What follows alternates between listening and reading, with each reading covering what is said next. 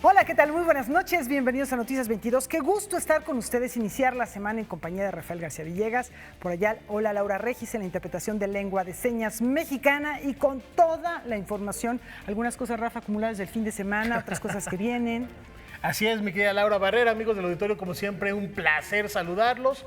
Entre lo que viene, el mural que tenemos aquí a nuestras espaldas, ya un equipo de Noticias 22 se está desplazando a Guadalajara, Jalisco, para platicarnos de los monstruos de Guillermo del Toro, una exposición que seguramente marcará un antes y un después, un hito, no solo en la Perla Tapatía, sino en el imaginario colectivo de nuestro país, para revivir y celebrar el trabajo de este gran director mexicano. Que sueña y vive con monstruos desde que nació prácticamente. Prácticamente, y que nos los ha compartido de una manera magistral. Ahí vemos al fauno, al hombre de los ojos del laberinto del fauno, y aquí junto está el personaje también de Hellboy, que por ahí mucho se rumoraba que tenía similitudes muy próximas a lo que hizo después con La forma del agua, ¿no? Efectivamente, yo creo que son personajes que son hermanos de algún modo, ¿no?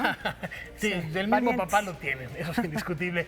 Y vamos a estar platicando también, hay otro equipo también en Guadalajara, a propósito de la Bienal Vargas Llosa, que ha causado mucha polémica. Esto lo tenemos en unos instantes. Y ya decías, Laura, algo que sucedió hace unos instantes, les comentamos que una de las máximas exponentes de la danza en nuestro país recibió el Benoit, uno de los premios de mayor prestigio. Vamos con ella.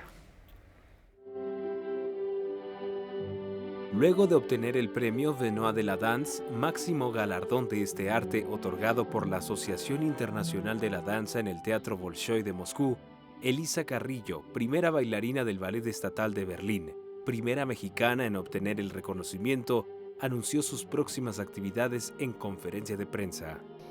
Y bueno, el sueño de presentarme aquí siempre existió. Creo que siempre es una bendición pisar escenarios nuevos y sobre todo un escenario tan importante para mí y para el país. Entonces quiero darle las gracias por esta invitación. Va a ser realmente un honor presentar aquí la gala Elisa y Amigos y poder traer a grandes estrellas del mundo a que puedan ofrecerle su arte al público mexicano.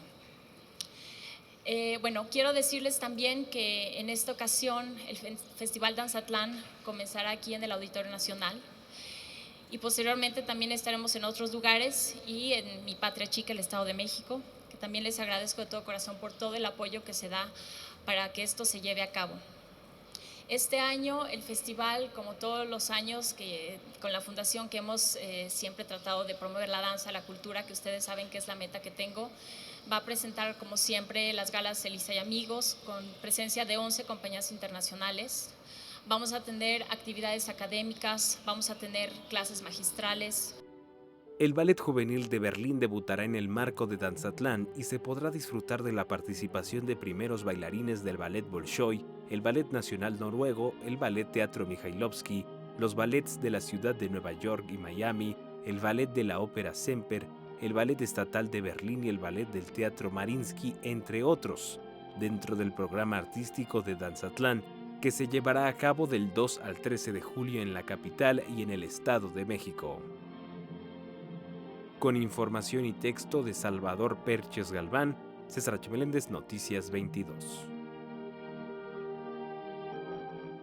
Bueno, pues una felicitación, ya habíamos comentado aquí que sería otorgado este premio, ahí tienen las imágenes y esto desde luego es un impulso para bailarines, para bailarinas mexicanos. Es un deleite tener a Elisa Carrillo en nuestro país pisando los escenarios y demostrando ese talento que la ha llevado tan lejos. Y a propósito de mexicanos célebres, Daniel Catán hubiera cumplido 70 años el pasado mes de abril y no tuvo mucho éxito a pesar de ser uno de los más importantes compositores de ópera nacionales. No tuvo tanto éxito solo en Estados Unidos y ahora lo que vamos a poder ver en el Palacio de Bellas Artes, Laura, es algo que ocurrió por primera vez en México en 2017 y finalmente se le empieza a rendir honor a quien honor merece, Daniel Catán. Por primera vez, en el escenario principal del Palacio de Bellas Artes se presentó la ópera Sal si puedes, una pieza creada por el compositor mexicano Daniel Catán, quien narró con ritmos en su mayoría latinoamericanos una tragicomedia ambientada en el Caribe durante la Segunda Guerra Mundial, en donde dos parejas recién casados padecen las decisiones y abusos de un dictador. Esta obra fue comisionada y estrenada en la Ópera de Houston en el año 2004. En el libreto trabajaron los escritores Eliseo Alberto, Francisco Hinojosa y Daniel Catán. Cuenta con una orquestación singular. Incluye únicamente violonchelos y contrabajos como instrumentos de cuerda, mientras que en las percusiones cobran mayor importancia en la interpretación de melodías basadas en raíces europeas, Medio Oriente, flamenco y caribeño.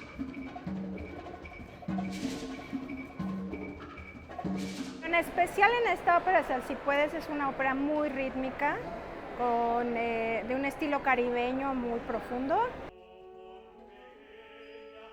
Sal si puedes ofrece una mirada a la vida de personajes que están cegados por el poder y contrasta con la inocencia de los jóvenes que solo buscan ser felices.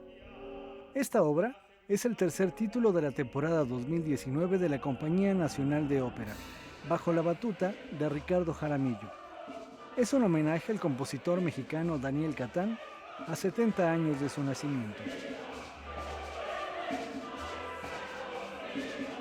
Ya llegó al Palacio de Bellas Artes y que va a compartir su música con tantos. Esperemos que mucha gente venga y que disfrute la obra de este gran compositor mexicano de ópera. Noticias 22, Óscar Cortés. Una obra entrañable, sumamente divertida, ambiciosa por la cantidad de solistas que tiene. De verdad, Daniel Catán, un personaje al que hay que seguir, hay que reivindicarlo. Está esta obra bellísima, El Postino, basada en Pablo Neruda y en Antonio Escármeta, en esta novela que escribe a propósito del cartero, no tiene quien escriba, donde el área de Comprendo, que es una joya. Es muy bonita. Y bueno, también hay otras, y fíjate que ahora pensándolo, platicábamos sobre que sus obras se basan en libretos o en textos de autores de primer nivel, como es el caso de Florencia en el Amazonas, de Gabriel García Márquez, o La hija Rappaccini, con un texto de Octavio Paz y de Nathaniel Hawthorne. Ay, nada más. Y para los que estén interesados, tenemos boletos, 10 boletos dobles. Oye, para qué regalazo. mañana a las 8 de la noche en el Palacio de Bellas Artes, ir a ver Sal si puedes, de verdad. Recomendada, sello de garantía de recomendación, la obra de Daniel Catán. noticias22@canal22.org.mx. Las primeras 10 personas en escribir por este mismo medio serán notificadas de que se van mañana al Palacio de Bellas Artes. No, pues muy buen regalo, Rafa. Qué barbaridad. Daniel Catán, de verdad, síganlo, ténganlo presente. Y tenemos más a propósito de celebridades. Ajá. Ahora Aniversarios. en las letras. Aniversarios, 100 años de la partida de uno de los grandes que fue el maestro Amado Nervo. Aunque se haya declarado un poeta sin biografía, la vida de Nervo es intensa. La personalidad de Amado Nervo es múltiple, es diversa, es riquísima en sus símbolos, en sus matices, ya que es uno de los representantes básicos del modernismo. ¿Qué es el modernismo? Bueno, una sintaxis, dijo Octavio Paz, es un movimiento que es netamente latinoamericano. Amado Nervo fue recordado en el Palacio de Bellas Artes con una lectura de sus poemas. En esta charla, se recordó que el poeta tiene mucho que ofrecer a 100 años de su fallecimiento. Él mismo organizó una conferencia sobre Sor Juana Inés de la Cruz. Eso que después fue un libro que está publicado por el Conaculta, por cierto, con un prólogo de Antonio de la Torre, ese libro, ese ensayo, que primero fue una conferencia que él dio en Madrid, puso de moda y puso en el tablero de la crítica a la monja Jerónima, que ya los liberales del siglo XIX la habían condenado. Tuvo que venir Amado Nervo, una mirada crítica de ese calibre, para decirles, oigan, esta mujer poetisa que ustedes no pasan por ser mujer en primer lugar, y en segundo por ser religiosa, y en tercero por ser tan barroca y tener, según la crítica de entonces, en su poesía una influencia tremenda de Góngora, un poeta muy complicado y muy rebuscado, digamos. Entonces la condenaban por esos tres y por ser mujer, por supuesto. Noticias 22, Alberto Aranda.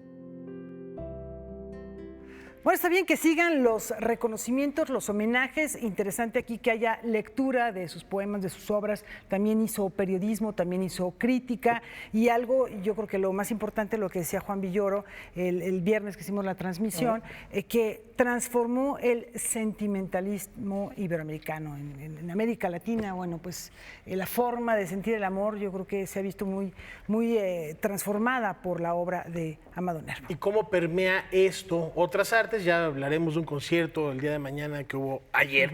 Y hoy, por lo pronto, les hablaremos de una exposición que se llama Vida, estamos en paz. ¿De qué habrán conversado Agustín Víctor Casasola y Amado Nervo? Obviamente de poesía, de sus procesos creativos, de sus viajes, los textos en los que trabajaba. Quizás el fotógrafo incluso le preguntó por su amistad con Margarita Dayez, quien con los años se volvió su albacea y principal promotora del legado que dejó el poeta. Estas dos imágenes las podemos ver en la muestra 100 años, Vida, estamos en paz, que presenta el Instituto Nacional de Estudios Históricos de las Revoluciones de México. ¿Qué tratamos de hacer aquí con esta exposición a la que están todos los televidentes invitados? Es gratuita. Tratamos de hacer un recorrido por ambas cosas. Primero hicimos una selección poética, que es una gran selección. Creo que con mi equipo, que es un gran equipo, logramos hacer una muestra donde vayamos presentando las diferentes etapas de su producción. Y por otro lado, estas fotografías en donde lo vemos de niño, en donde lo vemos una foto con puras mujeres, en donde lo vemos siendo entrevistado por Casasola, en donde lo vemos él solo con esa personalidad que tenía, ¿no? Esa forma, esa expresión en la mirada. Lo vemos como diplomático también, y luego vemos una foto muy impresionante de una guardia que se le está haciendo en su funeral. Las imágenes, las cuales provienen de varios acervos, pero sobre todo del INERV, son acompañadas por algunos de los poemas más emblemáticos.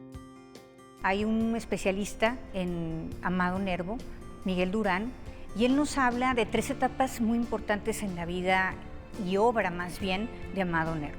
Una primera etapa en donde es como de inicio, todavía está como en el periodo romántico, que es lo que correspondería al siglo XIX, donde usa muchas metáforas, donde muchos adjetivos, y luego viene una segunda parte que es el modernismo, que es lo más importante de su obra, y hay que recordar que el modernismo es un movimiento que está tratando de romper con lo que ya existía. ¿Sí? Está tratando de crear identidades nacionales y es un movimiento que se expande por toda América. Y aquí como referencias del modernismo pues tenemos a Manuel Gutiérrez Nájera y obviamente a Amado Nervo, junto con otro grupo de grandes escritores como José Juan Tablada o Ramón López Velarde. Entonces el trabajo de Nervo es sumamente importante porque además ha influido muchísimo de diversas maneras en otros poetas y en la cultura popular. Es parte de nuestra formación sentimental, se podría decir, ¿no? Aquella canción de El día que me quieras es un poema de Nervo y lo hizo popular Carlos Gardel, por ejemplo. Noticias 22, Alberto Aranda. Bueno, pues tenemos antes de la pausa una recomendación, Rafa. Una invitación que tiene que ver con este centenario luctuoso. Es más, ya de aquí no se pueden despegar de la pantalla de Canal 22. Terminando este noticiario, viene Debate 22 con Javier Aranda, que trae invitados de superlujo para reflexionar en torno a las coyunturas que mueven el mundo, precisamente en este ámbito cultural. E inmediatamente después, el futuro de los museos. Va a estar hablando precisamente Javier Aranda en esta emisión de Debate 22. Y al terminar, la dirección de Noticias 22 los invita a descubrir más sobre este gran personaje, Amado Nervo. En un programa especial que se llama Vida, estamos en paz. Y con esta probadita de lo que van a ver a las 9:30, nos vamos a una pausa.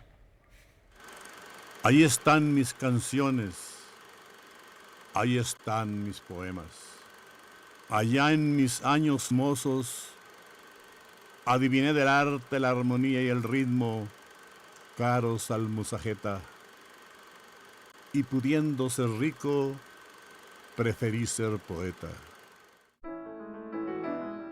Bueno, Amado Nervo fue efectivamente no solo poeta, un poeta que transitó por varias etapas, sino que fue un gran narrador, fue un gran cronista y un gran ensayista. Bueno, como cronista fue también un gran periodista. Fue cuentista, tiene cuentos de verdad muy bellos. Nervo nos da esta sorpresa de que frente al descrédito de ser tachado y considerado cursi por varias décadas del siglo XX, tiene una permanencia popular muy fuerte que también trascendió al ámbito de la música, del bolero. Fue fundador del periodismo rosa de alguna manera, porque escribió crónicas de sociales en los periódicos de Mazatlán, precursor de la ciencia ficción moderna en México, escribió un texto maravilloso, La Última Guerra, que prefigura a George Orwell y su granja de animales. Fue el gran redescubridor de Sor Juana.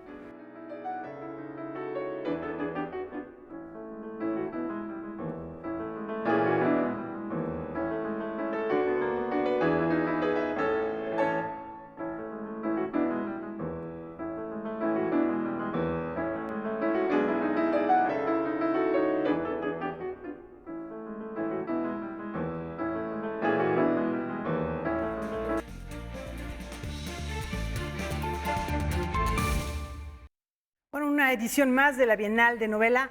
Mario Vargas Llosa, Rafa, que siempre tiene contenidos no solamente literarios, sino sociales y políticos. No lejos de la polémica en esta edición que se celebra en Guadalajara, Jalisco, los platica los pormenores Huemanzin Rodríguez, a quien saludamos con mucho gusto para que nos platique qué ha pasado, cuáles han sido las propuestas en las mesas precisamente que reflexionan sobre periodismo, sobre el futuro y sobre la libertad. Adelante, Hueman.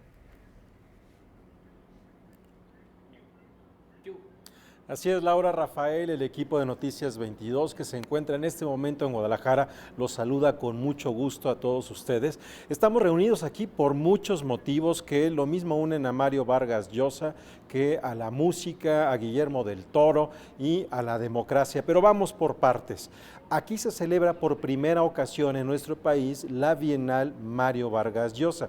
¿De qué se trata esto? Ya se había celebrado en 2 ocasiones anteriores en Lima, Perú, en donde había sido presentado este proyecto. Hace un año nosotros en Noticias 22 compartimos con ustedes una conversación con el escritor JJ Armas Marcelo, quien es secretario general de esta Bienal y que debido al poco apoyo en Lima habían decidido aproximarse a Guadalajara para poder trasladar todo este evento aquí a México. ¿De qué se trata? Hay una convocatoria abierta en donde se invita a todas las personas que tengan una novela publicada y un equipo seleccionador de tanto académicos como investigadores, editores y escritores hace una propuesta de quiénes serían los que debatan en torno a la novela. Eso es lo que vamos a ver en estos días aquí en Guadalajara. De hecho, en estos momentos está la ceremonia inaugural de esto. Hoy hubo una publicación de un documento que fue firmado por diferentes escritoras en donde se demandaba que hubiese una mayor participación femenina en esta Bienal. Nosotros hace unos instantes tuvimos la oportunidad de conversar con el secretario general de la Bienal, JJ Armas Marcelo, y respondió a esto y también a la pregunta, ¿cuál es el motivo o cuáles serán los elementos de debate en este encuentro? Vamos a escucharlo. Yo he dicho en los medios, en la rueda de prensa de esta tarde, que es sorprendente que haya por lo menos 8, 9, 10 escritoras que firman ese documento, que ellas saben que fueron invitadas y que declinaron la invitación por una u otra razón.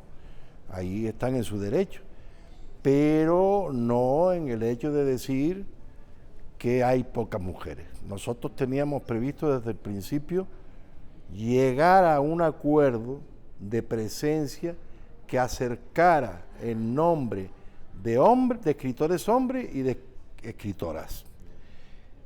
Y así se hizo, pero luego no vinieron o no pudieron venir o no han asistido o no han querido venir, por lo menos 9 de las que han firmado ese documento. Y en algunos casos ni siquiera nos contestaron, que es un poco inelegante, ¿verdad? Pero a partir de eso ya están en su derecho a decir lo que sea. No es verdad que haya 3 mujeres, como dicen, no hay 3. hay 7. Y si las otras 8 hubieran venido, serían 15. ¿Y con quién ha sido suplido? Por nadie. Hay las ausencias de las que no pudieron o no quisieron venir. Pero no hemos suplido, por reglas generales, las ausencias femeninas por masculinas. No. Vamos a empezar por intentar cambiar la mentalidad nacional de los escritores. La inmensa mayoría de los escritores quiere ser un escritor internacional y trabaja para que se le reconozca internacionalmente su obra. Pero el 80% se quedan dentro de las fronteras nacionales. Entre otras razones porque no hacen el esfuerzo obligado y arriesgado de la aventura internacional. O no le exigen al editor que corra con ellos esa aventura. Lo primero que se darán cuenta ustedes en esta Bienal es que se titula Literaturas y Fronteras, porque el gran enemigo de las literaturas de lengua española son las fronteras nacionales. Hay escritores en Ecuador que no conocen a los escritores peruanos y viceversa. Hay colombianos que no conocen a los ecuatorianos. ¿Dónde se conocen? En determinados puntos de encuentro. Madrid, Barcelona, Buenos Aires, la FIL de Bogotá, pero sobre todo en Guadalajara. Guadalajara es un punto que se ha ganado a pulso el respeto del mundo editorial y del mundo literario español. Estas son las palabras de JJ Armas Marcelo. En estos días vamos a escuchar en este encuentro la Bienal Mario Vargas Llosa a escritoras como Rosa Beltrán, a Yoconda Belli, a Mónica Lavín, también a David Toscana, a Alberto Chimal y por supuesto tendremos también la presencia de Mario Vargas Llosa. Ya estaremos dando detalles en los siguientes días. Bueno, les comentaba que hay muchas actividades aquí en Guadalajara. Ayer domingo, aquí en el Paraninfo Enrique Díaz de León, se celebró el foro Desafíos a la Libertad en el siglo XXI, que reunió a diversas voces como Valeria Moy, como Ana Laura Magaloni, estuvo también José Woldenberg, Héctor Aguilar Camín, Jesús Reyes Heroles y Roger Bartra, entre otras personas. Esto es parte de lo que ocurrió ayer.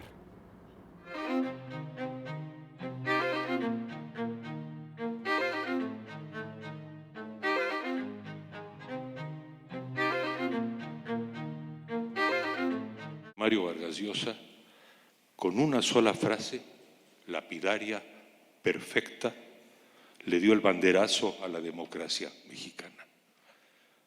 México, dijo, es la dictadura perfecta. Fue el banderazo a la libertad y a la democracia en un proceso que venía de atrás, es cierto, pero que se aceleró en los años siguientes y que, con todas sus vicisitudes, en 1997 al 2000, dio lugar a unas elecciones limpias. Yo quiero refrendar que a lo largo de varias décadas México se transformó en materia política y fue capaz de desmontar un sistema autoritario y generar una germinal democracia. Fue un proceso lento, zigzagueante, complejo, pero que arrojó los frutos que podía arrojar. Es decir, una casa para que la diversidad política que existe en México pudiera convivir y competir.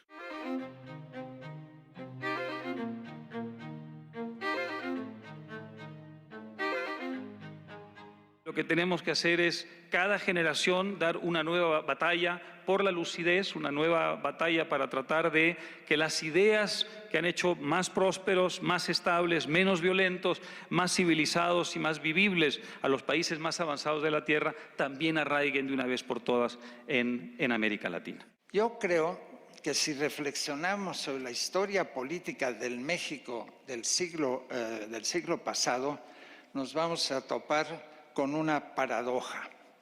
Las expresiones del populismo que conocemos han llegado por la vía institucional, esa peculiar vía nacionalista y revolucionaria que dominó durante el siglo XX.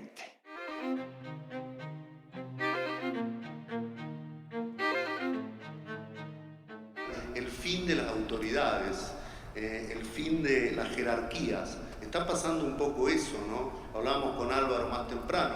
Hoy un intelectual que ha escrito 20 libros, lo refuta alguien por las redes sociales que no tiene ninguna credencial importante, y sin embargo eso está pasando. Yo creo que estamos viviendo un periodo de gran incertidumbre política, cuyas consecuencias de momento son bastante difíciles de predecir a partir de estos cambios. Si no retomamos las armas elementales del pluralismo, que son el artículo de opinión, el libro y lo que se puede hacer de bueno en las redes, estamos perdidos.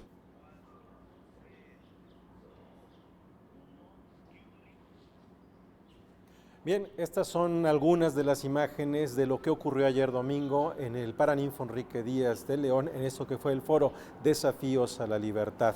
Queremos hacer un agradecimiento a Canal 44 que nos ayudó con estas imágenes que acabamos de compartir con todos ustedes. Rápidamente reafirmo qué es lo que vamos a compartir a lo largo de esta semana desde la ciudad de Guadalajara.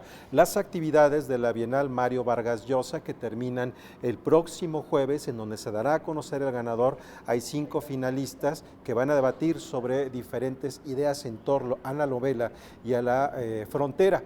El próximo miércoles será inaugurada la exposición de Guillermo del Toro, que debimos de haber visto en el pasado Festival Internacional de Cine en Guadalajara, que fue el mes de marzo.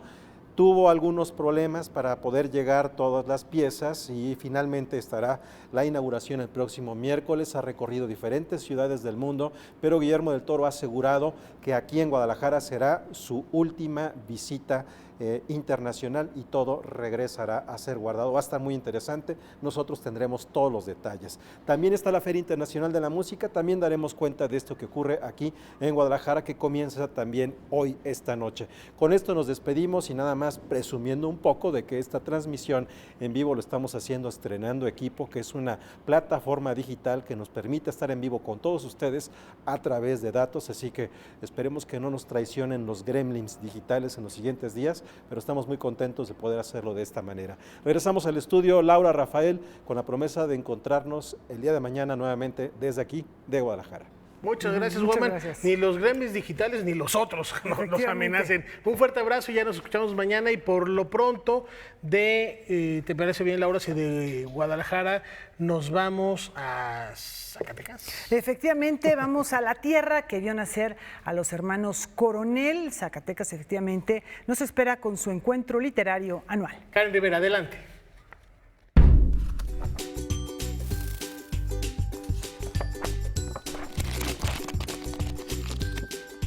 Feria Nacional del Libro Zacatecas 2019, en honor a Roberto Cabral del Hoyo, del 24 de mayo al 2 de junio.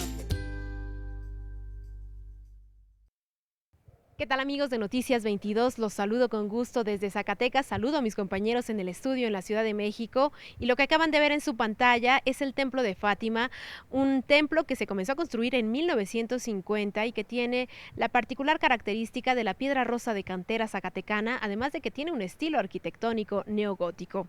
Continuamos aquí porque se siguen llevando a cabo las actividades de la Feria Nacional del Libro de este estado y les voy a presentar parte de lo que ocurrió el fin de semana.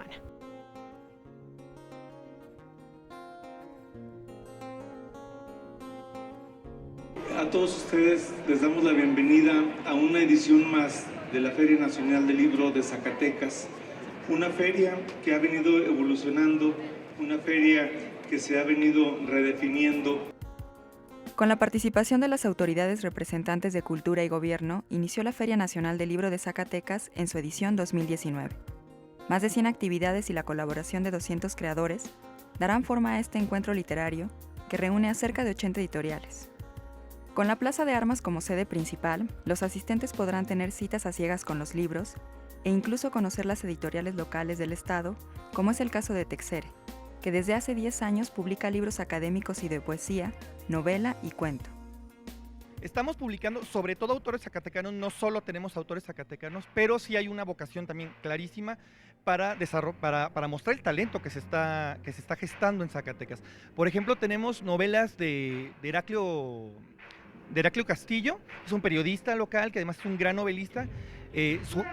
Una de las novedades que tenemos de él es Los hijos de Ana, que es una novela muy fuerte, de carácter muy dramático que trata el tema de la bulimia, de la anorexia masculina.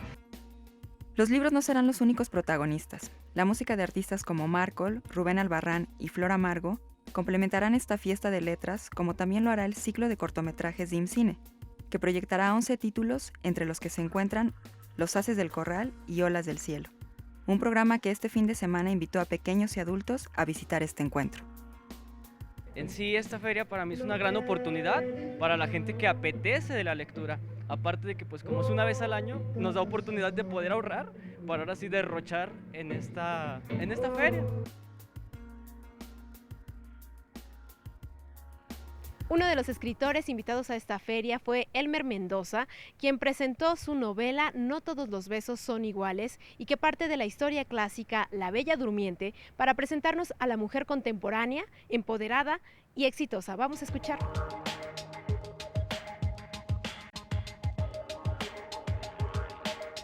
La novela duré como 8 años escribiéndola, fue muy largo y la escribía mientras descansaba de las novelas del Zurdo Mendieta, ¿no?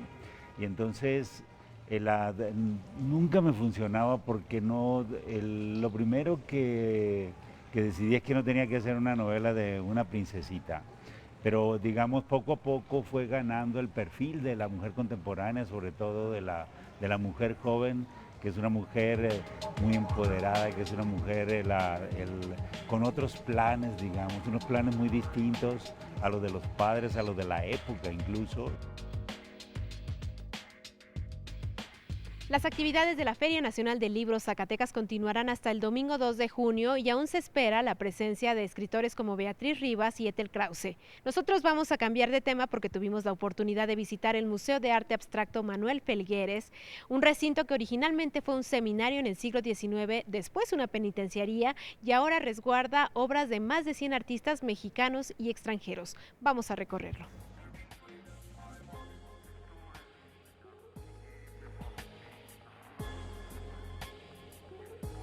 Hola, soy Víctor Hugo Becerra Femat, director del Museo de Arte Abstracto Manuel Felgueres, y se ubica en la ciudad de Zacatecas. Quiero comentarles, que este es el único museo de arte abstracto que existe en el país y en América Latina. Es un museo que abre sus puertas en 1998, digamos que la primera etapa, básicamente con obra del maestro Felgueres. Para el 2001, después de haber realizado varias intervenciones y reestructuraciones en el edificio, se amplía el museo y se reinaugura en septiembre, el 8 de septiembre del 2001.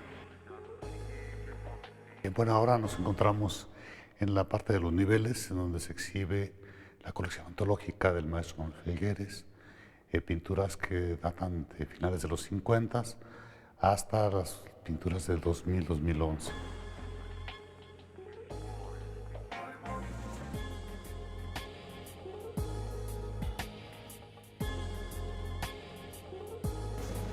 Nos encontramos en lo que fuera la capilla del Ex Seminario Conciliar de Zacatecas, que es parte del museo y donde se exhibe también obra del maestro Felgueres.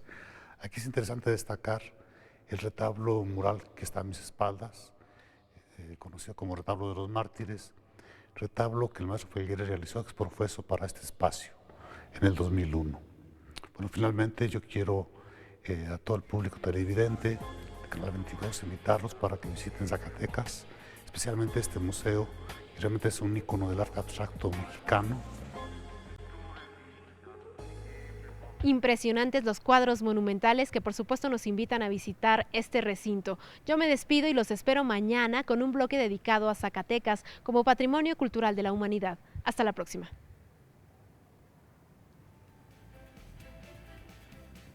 Bueno, una ciudad hermosa, ya decías hace un momento, Rafa, cuna de pintores muy importantes, ya veíamos el ejemplo de uno de ellos, de Manuel Felgueres, pero no solamente eso, también Juan Manuel de la Rosa, otro pintor muy destacado. En fin, bueno, hay mucho que descubrir en Zacatecas. Un lugar hermoso, ya mañana conoceremos más del mismo. Y les informamos, hoy se llevó a cabo la conferencia de prensa de la Feria de Culturas Amigas, que ya arranca este fin de semana, que esperamos año con mucho gusto, en el corazón de la Ciudad de México y en el bosque de Chapultepec se va a llevar este encuentro del 31 de mayo al 6 de julio. Son más de 99 países los que nos vienen a ofertar su gastronomía, su cultura. Y muchos productos que no encontramos en ningún otro lado, porque hay países africanos, asiáticos, que no tenemos tanto contacto con los productos que tienen, con vestimenta, con comida, en fin, es un acercamiento al modo de vida de otras latitudes. Se pone muy, muy bien. Ya les daremos pormenores de la misma, de ese encuentro cuando arranque, y por lo pronto nos vamos a una brevísima pausa. Volvemos.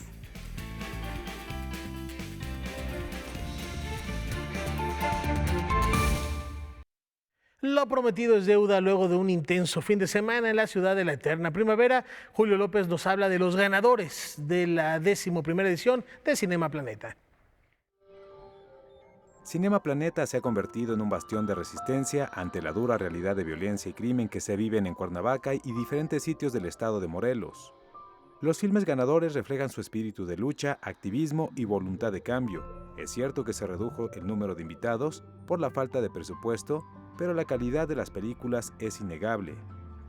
El documental Juba Guajín se llevó el premio Eugenio Porgovsky, un trabajo que retrata la lucha de un pueblo indígena de la montaña de Guerrero que busca recuperar el 80% de su territorio concedido a 2 mineras transnacionales.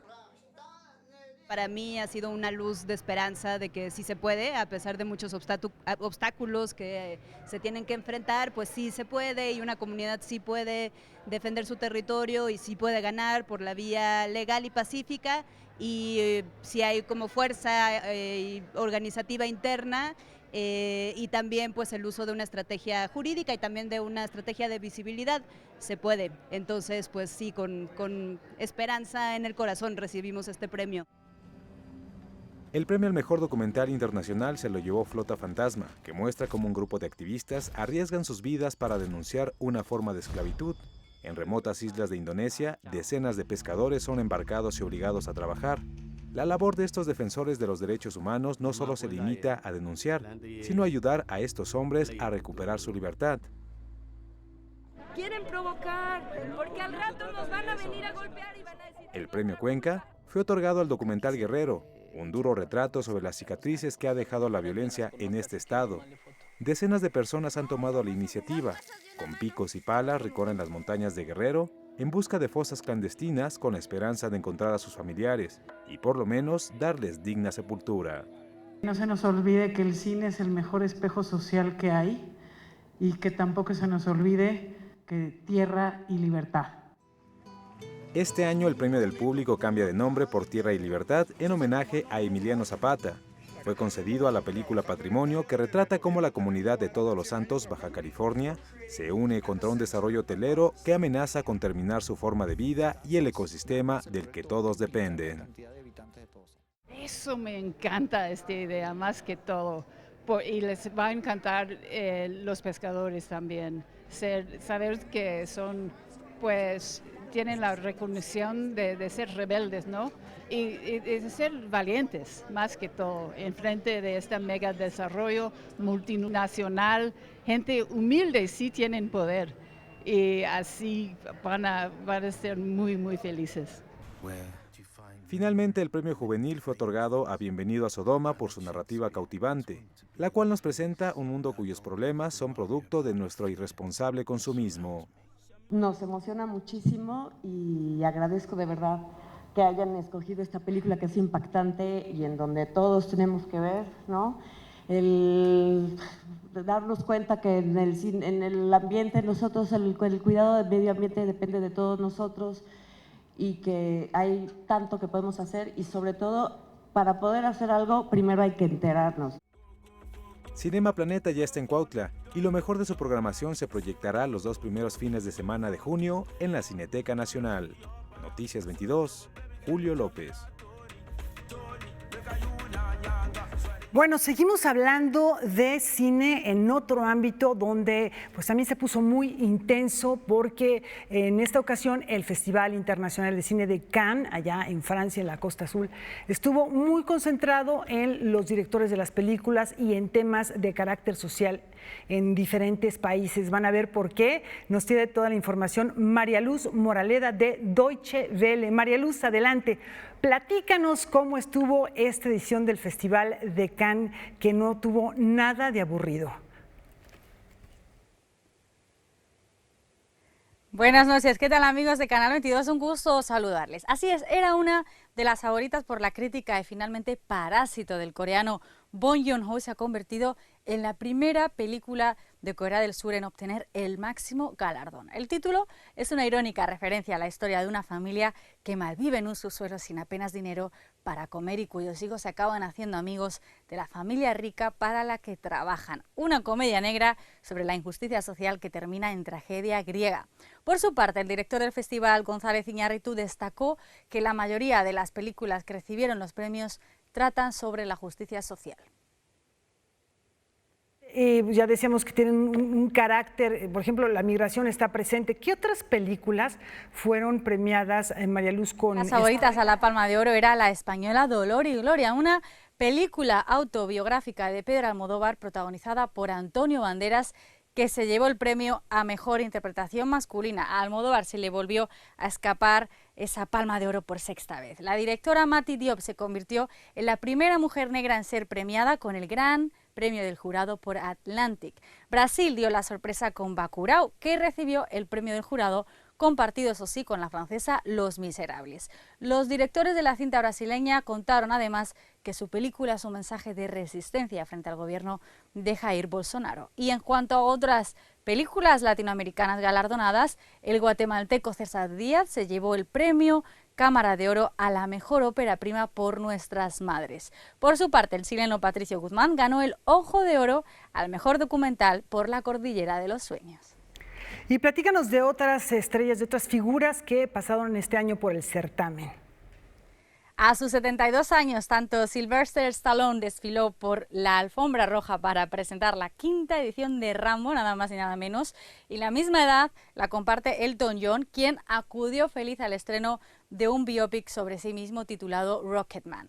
Pesos pesados como Quentin Tarantino con la ovacionada Érase una vez en Hollywood, película donde por cierto salen juntos Leonardo DiCaprio y Brad Pitt, el director británico Ken Loach o el estadounidense Terrence Malick se fueron a casa con las manos vacías. Y es que el festival más exigente para premiar el cine de autor no tiene piedad con las grandes estrellas de Hollywood. Desde el canal internacional de DW Deutsche Welle se despide hasta la próxima María Luz Moraleda. Bueno, y Alain Delon, que también recibió una polémica palma de oro por su trayectoria, que bueno, muchas estrellas no estuvieron de acuerdo porque lo acusan de misógino. En fin, fue muy emotiva la recepción de este premio por parte de la estrella francesa.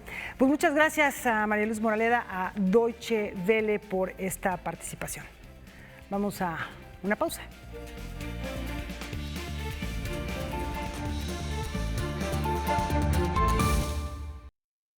Tenemos, Rafa, una investigación sobre un tema que nos ha ocupado durante las últimas semanas porque afecta la vida en el planeta, particularmente la contingencia en la Ciudad de México. La vida, bien has dicho. Los científicos pusieron bajo la lupa las partículas 2.4, PM 2.8. PM 2.5 y PM10, ¿no? Omar Vera ha puesto bajo la lupa a esos especialistas para hablar hoy de medio ambiente en nuestra sección de reporteros.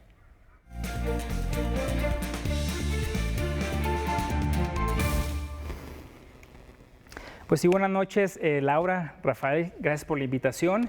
Estoy aquí para presentarles un reportaje sobre esto que acabamos de vivir en la Ciudad de México y en sus alrededores. En las semanas pasadas pensábamos que era la apocalipsis, el humo fue impresionante, se podía oler, ¿sí? Cosa que antes no. Y esto fue motivo de incendios que fueron en la Ciudad de México, en los estados de alrededor de la Ciudad de México, inclusive desde Veracruz y Guerrero los vientos trajeron aire humeado a la Ciudad de México y por las condiciones del aire se asentó aquí un par de días, ¿no? Lo que pasó muy interesante esta ocasión fue que llamó la atención a los científicos porque se registró la partícula PM2.5. Les voy a presentar este reportaje para que entendamos un poco más de qué se trata esta partícula y sus peligros a la salud.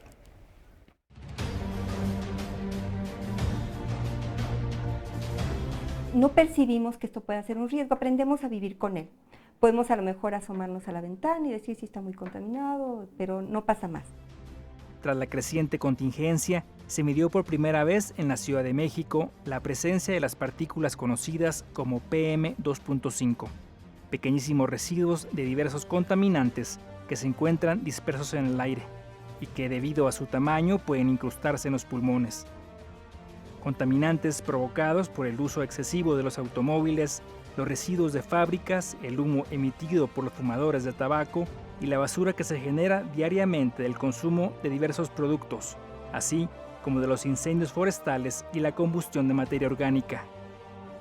Para evaluar una atmósfera se necesitan ciertos contaminantes que medir y ellos se conocen como contaminantes criterio, ¿no? Está el ozono, el monóxido de carbono, el dióxido de azufre, los óxidos de nitrógeno, el plomo y las partículas. Y entre las partículas dos clases, una que son las PM10, son partículas menores a 10 micras, y las PM2.5, que son partículas menores a 2.5 micras. Aquí en la Ciudad de México, si bien hay fuentes que emiten partículas, como por ejemplo el frenado de los carros, las emisiones de los carros, las industrias, los procesos, algunos procesos biológicos, ¿no? Pólenes, que son muy grandes, ¿no? Los pólenes, pero también hay procesos de gases que se convierten a partículas. Estas partículas 2.5 ya estaban identificadas desde hace muchos años.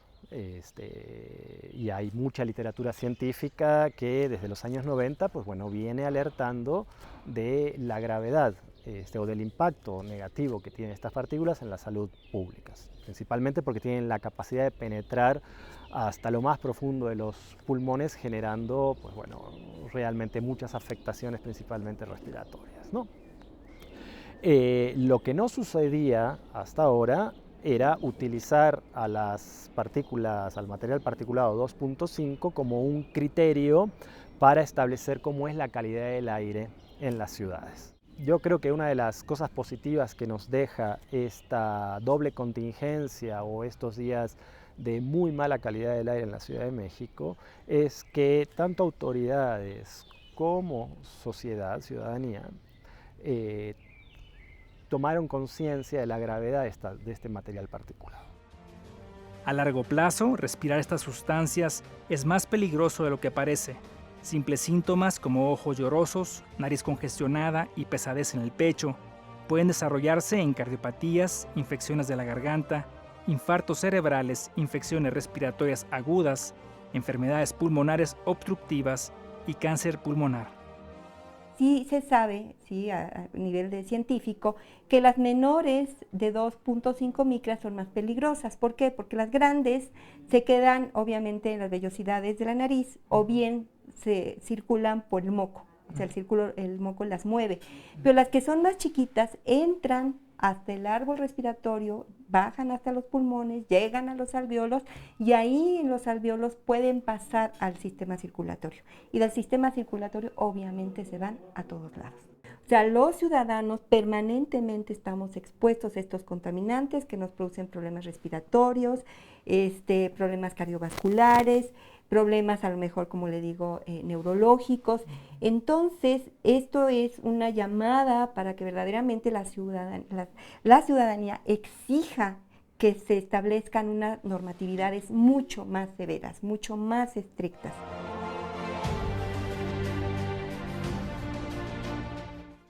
Bueno, pues ahí está, Omar, lo que acabamos de escuchar. Estas partículas ya se sabía que existían desde hace mucho tiempo, pero no se medían.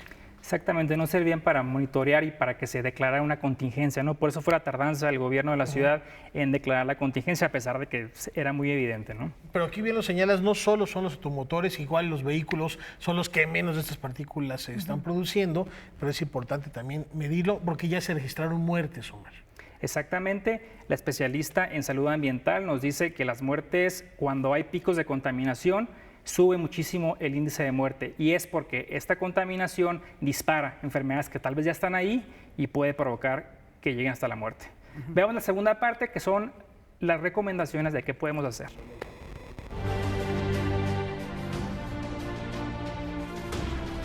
Pensar en las soluciones de fondo a estos problemas, porque estar declarando contingencias, digamos, cuando suceden estos problemas, pues no termina de resolver el problema de raíz, ¿no? Y para nosotros resolver el problema de raíz significa apostarle a sistemas de movilidad sustentables. ¿Qué quiere decir esto? En términos muy concretos, significa aumentar la infraestructura de transporte público y transporte no motorizado para crear una opción viable para las personas y que puedan bajarse el automóvil y optar por un transporte público.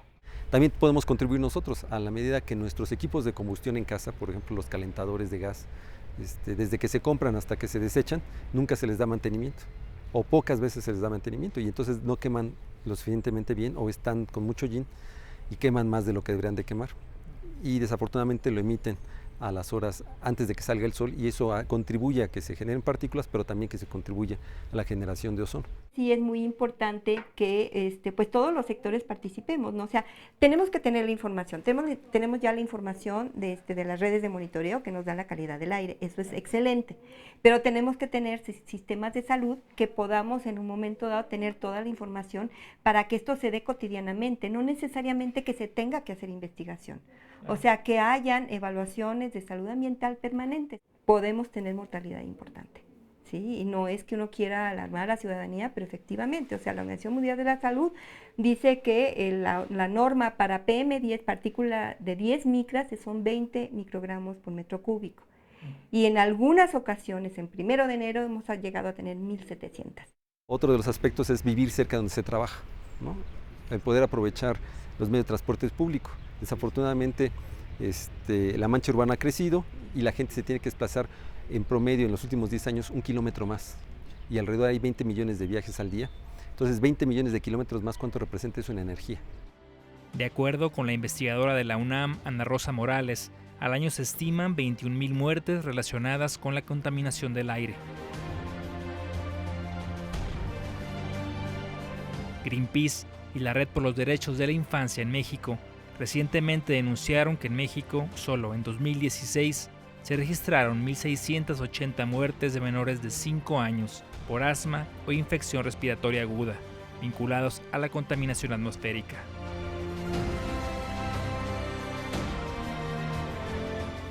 Bueno, pues no, las cifras están realmente muy alarmantes. duras. Alarmantes, así es. Hay que ponernos las pilas como ciudadanos, no nomás dejar que el Estado haga lo que le corresponde, pero también demandarlo, ¿no? Me comentaba los especialistas en Monterrey, por ejemplo, un ejercicio que se llamó Yo Respiro Monterrey, en el cual salieron más de 1,000 ciudadanos, incluyendo niños, a demandar a las autoridades que hubiera estas normas estrictas sobre los niveles de contaminación en el aire.